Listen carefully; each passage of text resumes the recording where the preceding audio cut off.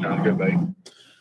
My name's Garrett Sims. This is the podcast. How are you guys today? Wherever you are and wherever you may be listening, it's time to get into the biggest sports news of the day. I have a special guest with me today joining the podcast Global Satellite. His name's Cade Adams. What's going on? I'm excited because this is the first time that you guys haven't, you don't just have to listen to me. You got somebody else who's knowledgeable about sports, and I'm excited to listen to a different viewpoint. So with that being said, breaking news came out about 10 or so minutes ago. Urban Meyer is the new coach for the Jacksonville Jaguars. What do you think? Wow, I did not know that. Justin Fields is going number one, G-Money. Justin Fields is going number one. So you think they're just going to forget about – It's locked in now. There's no way. It's locked in. That just locked it in right there. So my next question is to you, do you think Jacksonville's a contender next year? Absolutely. They got everything. If Fields can be an average quarterback in the NFL his rookie year, they might compete for that division, honestly. I definitely – They're stacked. I 100% agree with you. 100% agree with you. I don't necessarily agree with taking Fields number one, but I definitely agree with whoever they take, whichever quarterback it is, they will be a contender. And they don't even need him to be good. They just need him to be average. His first year for him to just be average. Yeah. They don't need a breakout season. They could use it, don't get me wrong, but they don't need it, Okay, so the NFL playoffs are continuing this weekend. It's the divisional round. I'm going to go through each matchup. I want to hear what you think. And we'll start off with your favorite team, my favorite team, the Chiefs. Chiefs, Browns, who do you got, and do you think it's a blowout or not? What's this money line at right now? I'm not exactly sure what the money line is. I think it's a lot. I think it's 10 points. I'm pretty sure it's 10 points. 10 for the Chiefs? Yeah. So it's 10 under for the Chiefs. I'm taking the Chiefs on that. 100%. They're going to cover that spread. 100. I'm taking the Chiefs over the Browns. Over the Browns. So do you think the Browns even have a shot in this game, or do you think what are you thinking?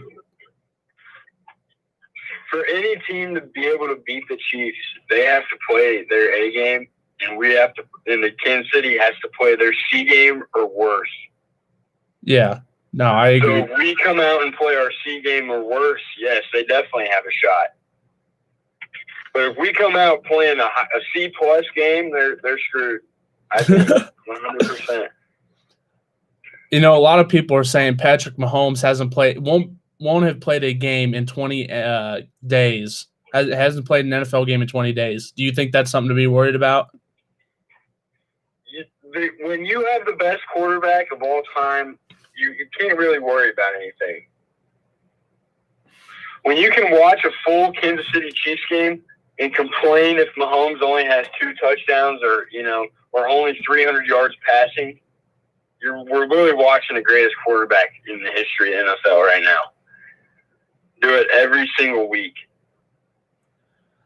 So the next game, I can't remember which one's first and which one's second. I'm pretty sure the Chiefs play Sunday, so that would mean that the Ravens and the Bills play Saturday. Who do you think, if the Chiefs, according to your calculations, which I agree with, who are the Chiefs facing in the championship round? Where's the game at? It's going to be at Buffalo. Buffalo's hosting the game. The Ravens are on the road. Have you seen what the weather's like for that game? They said it might be Lamar Jackson's first game in snow. Well, see, that's where weather throws in, because Buffalo is a very air raid team. Josh Allen's going to sling the ball, but Baltimore, on the other hand, is just going to shove it down your throat. It's like the Chiefs. If the Chiefs had to change and they had really bad weather happens where they can't throw the ball, we're kind of screwed. I think it's the same way with the Bills team.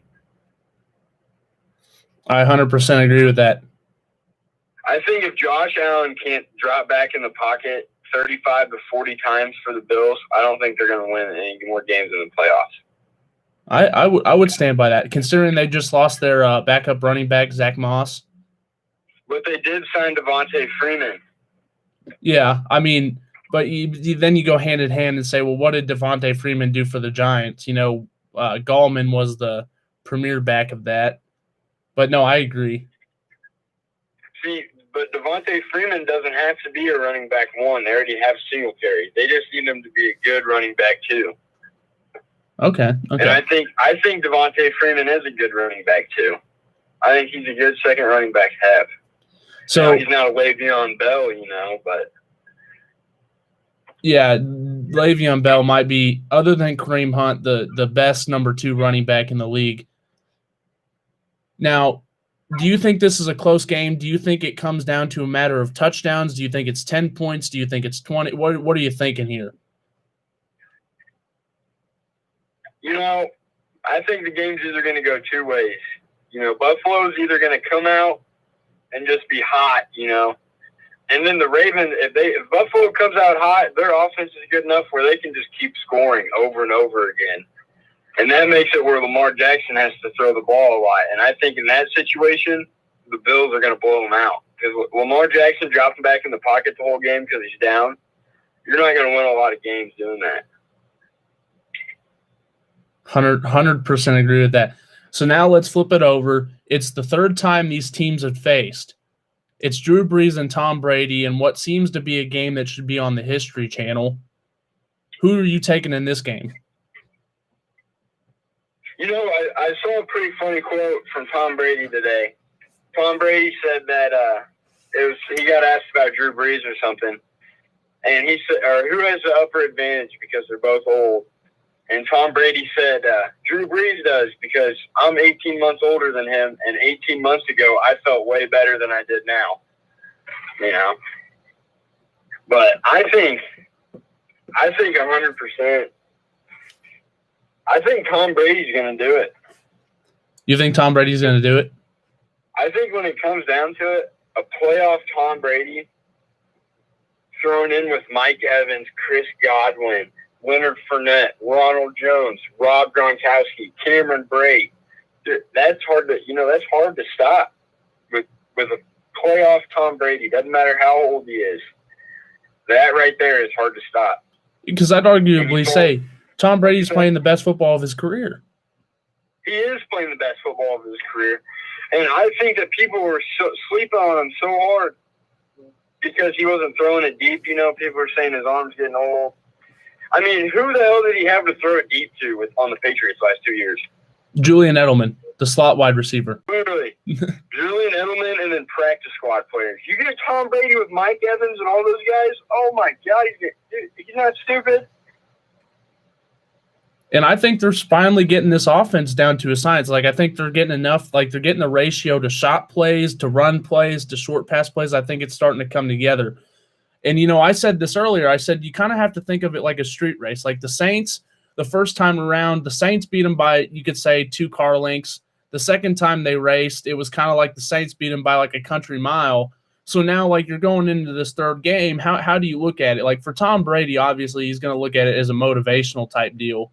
But for the rest of the guys, maybe Rob Gronkowski has, the Tom Brady mindset. But for the rest of these guys, we're we got dog whooped in the first 2 games at our own place. Do you think that plays a factor into it? Has Tom Brady ever lost to someone 3 times in a row? I don't think so. I don't think it's going to happen. I mean, I don't think he's going to lose to someone 3 times in a row. And that's a great perspective. I just don't think so. Because it's Tom Brady, one of the smartest football players of all time, who got coached by Bill Belichick for 20 years. You think he's going to let a team beat him 3 times? And you mentioned Bill Belichick there. I'm going to get off the playoffs just for a little bit. Who do you think won this divorce? Do you think it should have been really called a divorce? And do you think any less of Bill Belichick now than you did a year ago when he had Tom Brady? No, actually, I think I like Bill Belichick more now. I want the Patriots to win just because of Tom Brady leaving. This is a very good point. I don't want to say Tom Brady was the reason they were good. I want to say that, the Patriots are just good. You know what I mean? Yeah.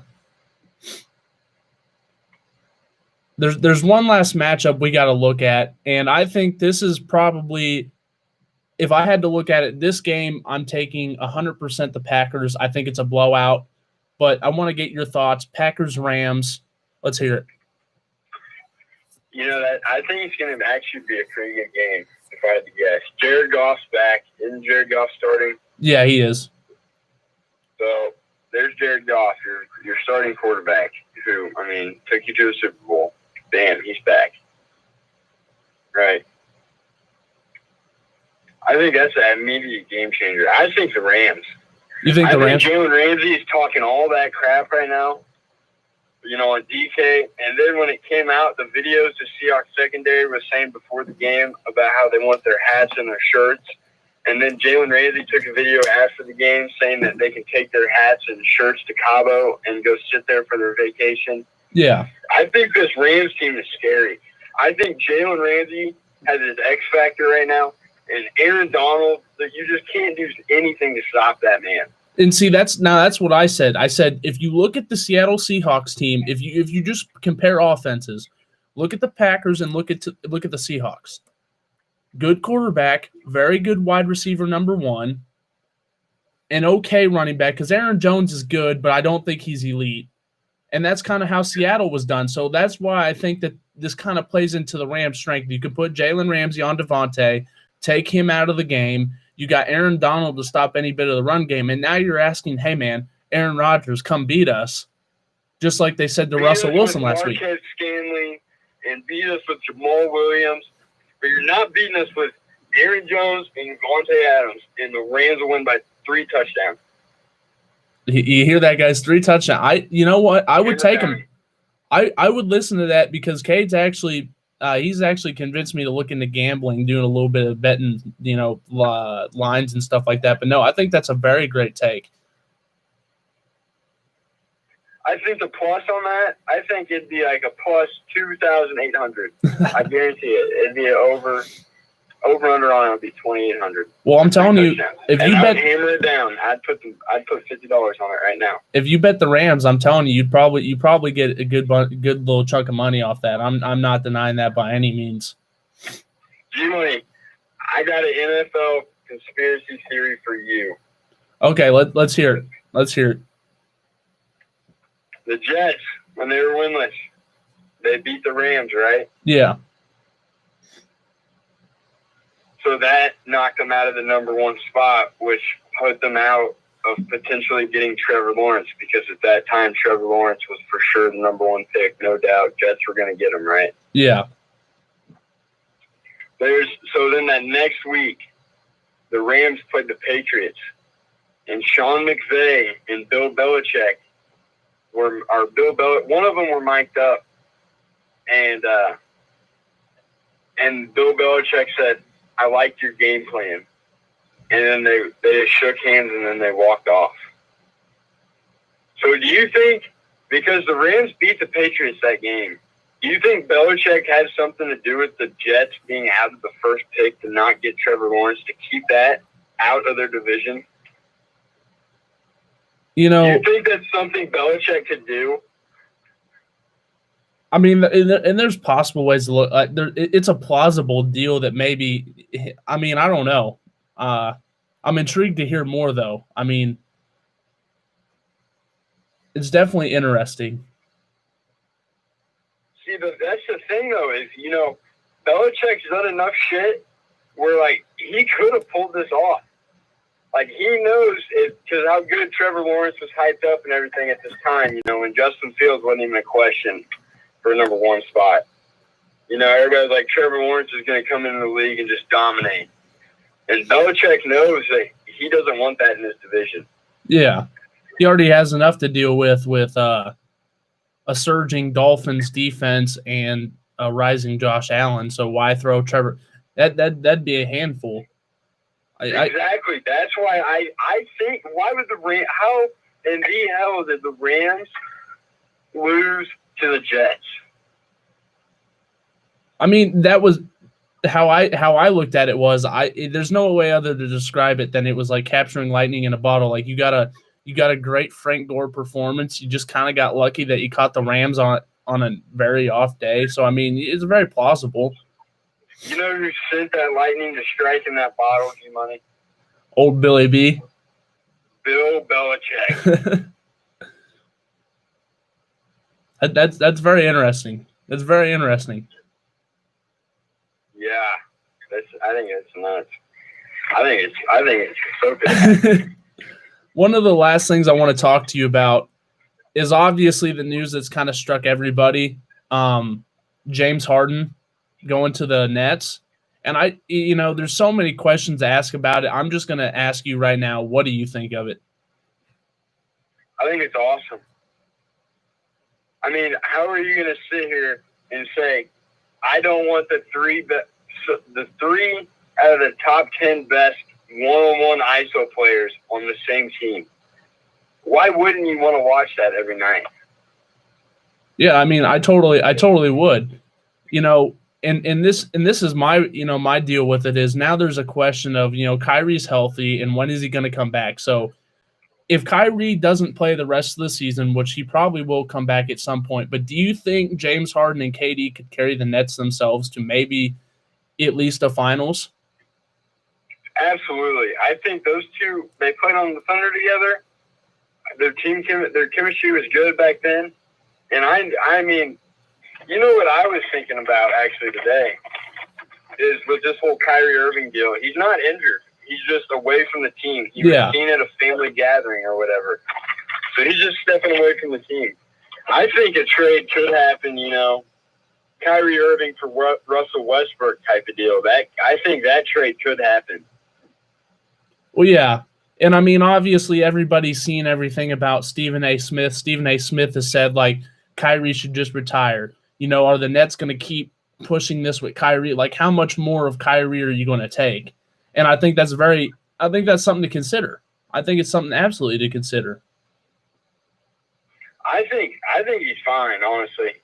I don't think enough people look at sports like their jobs. Like the athletes that are playing sports for their living, like professional athletes, that is their job. And all people do is sit there and critique athletes all the time. How would you feel if you show up and work your 8-hour shift and then you get off and look at your phone and all there is people talking shit and saying, you know what I mean? Yeah. Sure, I would want to step away from that. I mean, don't get me wrong. I mean, I think they have every right to do that. I mean, if something bad happens at work, I mean, people step away, take days off, I think that same way should be looked at professional athletes. Yeah. No, I totally get that. And one of the points that Stephen A. Smith brought up is that Kobe, Kobe's one of Kyrie's biggest idols, and it was kind of the question being, if Kobe was healthy, Kobe was on the court. The only time Kobe wasn't on the court was when he wasn't healthy, and even then, you could say he tore his ACL, and he at least attempted some free throws. Achilles, yeah. So, I mean, you look at that and you say, some of the greatest players, you had to take them off the court. And for Kyrie, it just seems like his problem is, you can't get him on the court. Yeah, but, I mean, at the same time, if you look at Kyrie Irving right now, he's stepping away from his team. So, technically, he's not even working right now. Yeah. And he's still getting paid $20-something million. Oh, yeah. Then he's doing it right. He doesn't even have to go into work, and he's making $20-something million a year. That's how he's looking. He's not looking to be the greatest, or he wouldn't have done half the stuff he's done if he's trying to be the greatest like Kobe was. Yeah. Kobe was trying to be the best of all time. Kyrie Irving's just trying to, make his money, be an influencer a little bit, and that's it, And that's okay. Everybody doesn't have to be, try to be the number one. It's like everybody can't be a leader. You got to have some followers. It's the type of thing. Everybody's not going to try to be that number one. And, I'm going to ask you this because, you know a little bit more basketball than I do. Do you think there's a team in the East that can knock them off?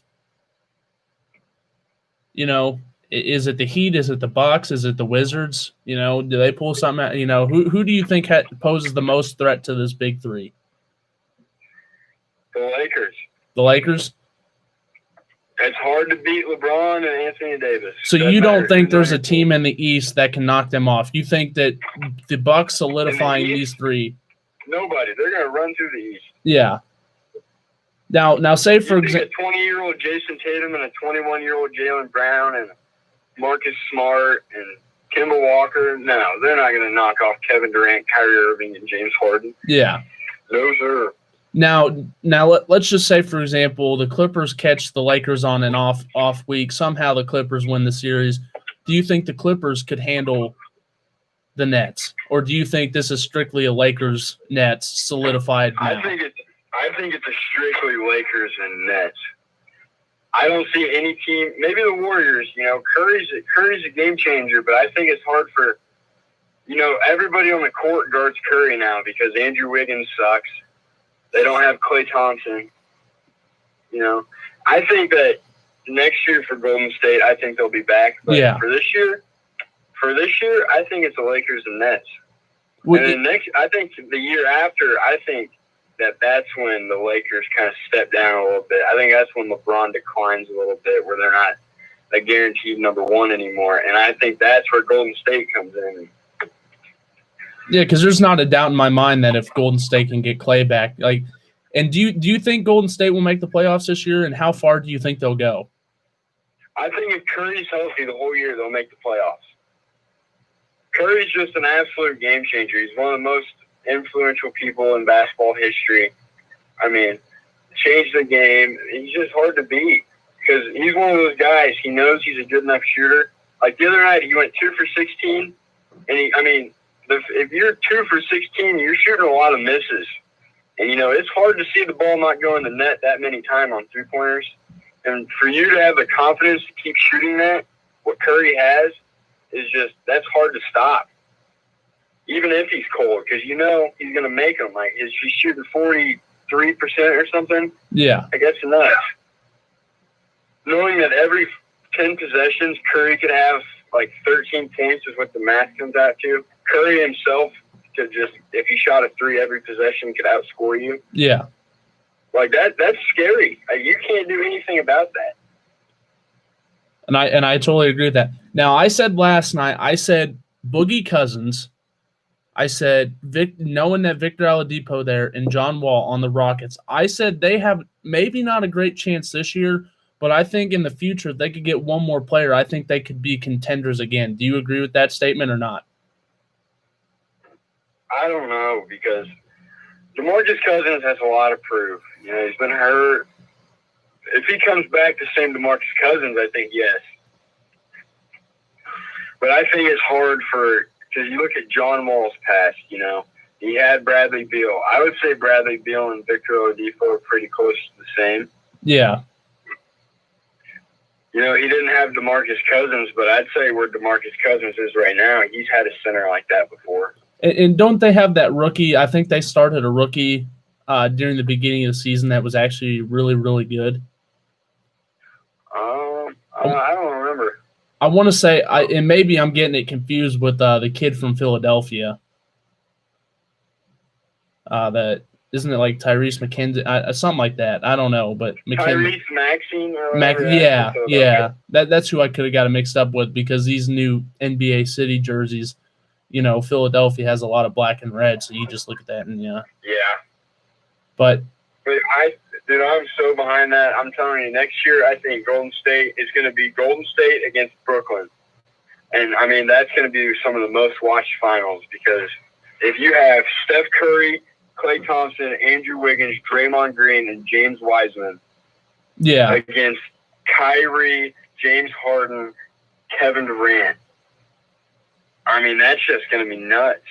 And do you? And I got a question for you. LaMelo Ball wasn't he taken third? He was taken third, right? Are we selling the stock? Or are we buying it? Is he a bust or not? I'm buying all the stock, every bit of it. I'm selling my car, my truck, everything I got, and I'm putting all my money into his stock. Okay. I think he's too good. I do. Yeah, I just know there's a lot of chatter with him. What worries me is Lonzo was like this too when he first came in the league. when Lonzo first came in the league, he broke that triple-doubles record, the youngest ever to do it. And now he's kind of slowed down a little bit. I just don't want that to happen to LaMelo. Yeah. If you were, and I'm gonna throw this out here because I'm interested. If you were a head coach in the NFL right now, what spot are you taking and why? Which head coaching spot opening are you taking? Anyone in the NFL. You can, any of the opening spots: Jacksonville, Chargers, Atlanta, the Lions, the Jets. Which one are you taking? Is the football team? They don't have a coach, do they? No, they got Ron Rivera. Oh, he's still coaching this? Yeah. If I'm a head coach right now, yeah, and I have an offer from every single one of those teams, yeah, I'm hammering it down on the Chargers, you money. Yeah, that's where I would go to. I mean, why I would want 100% coach Justin Herbert. Yeah. Rest of this. G-Money, you know what's crazy, actually? Now I'm just thinking about the Chargers. Have you seen the Buffalo's offensive coordinator, how he's applying for head coaching jobs? Yeah. So Buffalo's offensive coordinator and the Chargers GM played high school football together, grew up together, same small town, grew up together. Do you think that's that's a little connection? And that offensive coordinator is the one who made Josh Allen who he is. Yeah. He's the one who's been working with Josh Allen. So do you think if that guy gets behind Justin Herbert, do you think that's a possibility? Oh, I think it's when you have a connection like that. As a Chiefs fan, I don't want to see it because, Justin Herbert's probably the only quarterback in the division that has a threat. But I think it is a very, very good chance. And, I would put it in the top 80 or 90% that I think his name's Brian Daboll. And I think there's a very good chance he, especially with a guy that he grew up with, I would fully buy that for sure. That's what I'm thinking. And, I don't want to see the Chargers be good, but if the next 15 years of my life, I get to watch Justin Herbert and Patrick Mahomes play each other, I don't think it's going to be that bad. I think it's going to be a Manning and Brady thing all over again. Yeah, just this time it's in the same division. And I think that's awesome. We get to play them twice. Like, imagine if Brady and Manning played twice every year, not counting the playoffs. Yeah. Those games would be absolutely awesome to watch, and that's about to happen. I think that's awesome. You really look at the Drew Brees, Tom Brady deal. That's kind of what it reminisces of, except these two guys are younger. Yeah. I think that's awesome. There's another young quarterback that has been rumored to be on the trade block. You know him, and for Houston fans, they don't want to hear it. Do you think Deshaun Watson stays? Do you think he goes? And where do you think he goes? I think he's going to the Dolphins. I've seen a lot of tweets today. I've seen a lot of stuff talking about a Tua and Deshaun Watson straight up deal. And I think that's possible. For me, Tua came into a year where there was COVID and he didn't get to work a lot with the OTAs. They have a very good chance of getting Devontae Smith and to reunite Tua and Devontae Smith. So, I don't want it to happen. I'd rather see him go somewhere else. So that's where I'm leaning towards on that. I don't think he goes anywhere.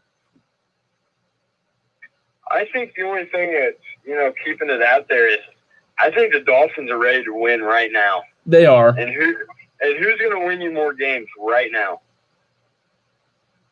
In Deshaun Watson probably would, but then you're going to be asking, what's the trade?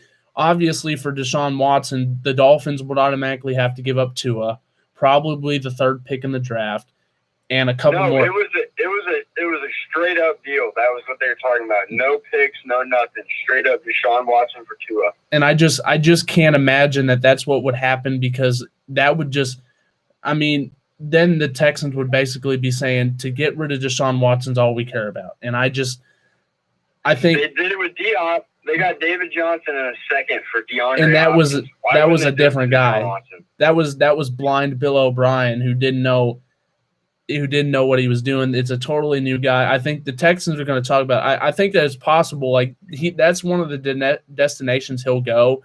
I'm just not sure. It's going to have to be perfect. Like the Texans are going to have to be drooling at the mouth or resisting themselves not to take that offer. I think, I fall into this habit sometimes when I think Deshaun Watson, but he's the same age as Patrick Mahomes. He's one more year. Sometimes he's looked at as an older quarterback, Yeah. Like he's been in the league 5 or 6 years, but he hasn't. He's been in the league just as long as Mahomes has. Yeah. He's only 25. I don't know. You're kind of taking a shot on Tua if he turns out or not. Deshaun Watson's already proved himself. Like, he's ready. Yeah, you know what you're going to get. So you can skip a step with Tua and get him out of there and get someone that's already proved himself. Yeah. Because I don't see Tua being a Patrick Mahomes, a Favre, a Brady, or Breeze. I think he's going to be kind of like a Carson Palmer. And that very well could be. A quarterback that can get their team to the playoffs, but won't ever do anything with it. Yeah, and I think, too, like, they didn't have Devontae Parker a lot. They lost their running back in crucial moments. Like, you look at the Chiefs game they played, and when you play a team like the Chiefs, you are going to get every team's best. That is no doubt 100% you're going to get that team's best. But, you look at it, and it was a very close game, and you said Tua didn't have Devontae Parker. He didn't have a starting running back, and you said you kind of look what he did, and he kept him in there. I think Tua was very much an Alex Smith. A little bit more athletic Alex Smith. Yeah, but I don't know. I think the Dolphins are ready to freaking win, and I think they want it bad. Yeah, they want to compete. They want it bad. They don't want to see Josh Allen just take over the division like the Patriots did, but they also have to be smart about it too. And I think if you get, I think Deshaun Watson stays put. I seriously think he stays put for another year. I think the GM sits down and talks to Watson and says, listen, you name what you want. We're going to go try and go get it. I think they're going to try their best. And if within another year they have a losing season, then I'd say, you know what? And the Dolphins get Devontae Smith and it doesn't work out there, then they might start looking for a quarterback. I just think it's very hard pressed to say after 1 year that you move off Tua. And I think that if you look at, and you said, look, Deshaun Watson hasn't been in the league very long, but other than one season, they've had really good seasons. He's been in the playoffs twice. I think it's not moving on from Tua. I think it's, I don't getting Deshaun Watson like up to Deshaun Watson instead of, moving on from Tua. Yeah. Like you're moving up to Deshaun Watson. Yeah. I don't know. What do you think about Mac Jones declaring for the draft? I think it's one of those deals. I think he's kind of one of those quarterbacks. I think he's definitely good enough to play somewhere. I think it's going to have to be under a sit 1 year, play the next year circumstance. So he might play somewhere. Like, I would think, honestly, hear me out, the Raiders would be a perfect fit. Give Derek Carr one more season, and if you don't like the results, then you move on to Mac Jones. If Mac Jones doesn't work, then you start looking at John Gruden. Like maybe John Gruden's a problem. But I think he'd be perfect for a situation like that. I think this was the worst year for him to declare.